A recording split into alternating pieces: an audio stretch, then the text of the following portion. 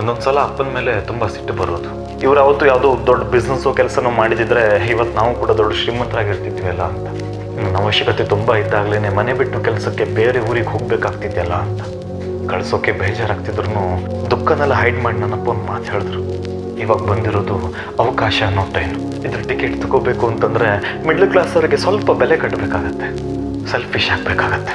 ಅದೇ ಮನೆಯವ್ರದವ್ರು ಮಾಡ್ಕೋತಾರೆ ಅಂತ ನಮ್ಮ ಜರ್ನಿ ನಾವು ಮಾಡಬೇಕಾಗತ್ತೆ. ಯಾಕಂದರೆ ಈ ಟ್ರೈನು ಮತ್ತೆ ಮತ್ತೆ ಬರಲ್ಲ. ಯಾರಿಗೆ ಗೊತ್ತು, ತಲುಪೋ ಡೆಸ್ಟಿನೇಷನ್ನು ಮೇ ಬಿ ನಿನಗೆ ನಾನು ಪ್ರೊವೈಡ್ ಮಾಡೋಕ್ಕಾಗದೇ ಇರುವಂಥದ್ದನ್ನೆಲ್ಲ ಸಂಪಾದನೆ ಮಾಡೋಷ್ಟು ಕೇಪಬಲ್ ಆಗಿ ಮಾಡ್ಬೋದು. ನೀನು ಸ್ಟಾರ್ಟಪ್ಪನ್ನು ಪ್ರಾಫಿಟೇಬಲ್ ಆಗಿ ಮಾಡ್ಬೋದು.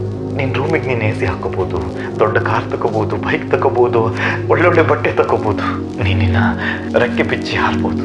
ಅರೆ ನನ್ನ ಬಗ್ಗೆ ಚಿಂತೆ ಮಾಡಬೇಡ, ನಾನು ಕಲ್ಲಿನ ಹಾಸಿಗೆಲ್ಲೂ ಮಲಗಿದ್ದೀನಿ. ಇಫ್ ನೀನು ಸೋತ್ರೆ ಹೆದರ್ಬೇಡ, ನಾನಿದ್ದೀನಿ. ಗೆದ್ದರೆ ನಿನಗೆ ಸಿಗುವ ಚಪ್ಪಾಳೆ ಗುಂಪಲ್ಲಿ ನಾನು ಇರ್ತೀನಿ. ಆ ಗುಂಪಲ್ಲಿ ನಿನಗೆ ಯಾರು ಬೆರಳು ಮಾಡಿ ತೋರಿಸಲ್ಲ. ನಿನ್ನ ಸಾಮರ್ಥ್ಯವನ್ನು ಯಾರು ಕ್ವಶನ್ ಮಾಡಲ್ಲ. ಮುಂದೆ ನೀನು ಹುಟ್ಟೋ ಮಕ್ಕಳು ನೀನು ಯಾಕೆ ಟ್ರೈನನ್ನು ಮಿಸ್ ಮಾಡಿದೆ, ಅಕಸ್ಮಾತ್ ನೀನು ಅವತ್ತು ಆ ಟ್ರೈನ್ ಹತ್ತಿದ್ರೆ ಇವತ್ತು ನಾವು ಕೂಡ ಶ್ರೀಮಂತರಾಗಿರ್ತಿದ್ವಿ ಅಂತ ಪ್ರಶ್ನೆ ಮಾಡಲ್ಲ. ಸಾರಿ ಅಪ್ಪ, ಮೆಚುರಿಟಿ ಬರೋಕ್ಕೆ ಸ್ವಲ್ಪ ಲೇಟ್ ಆಗೋಯ್ತು. ಅವಕಾಶ ಅನ್ನೋ ಟ್ರೈನು ನನ್ನಪ್ಪನ ಲೈಫಲ್ಲಿ ತುಂಬ ಲೇಟಾಗಿ ಬಂದ್ಬಿಡ್ತು.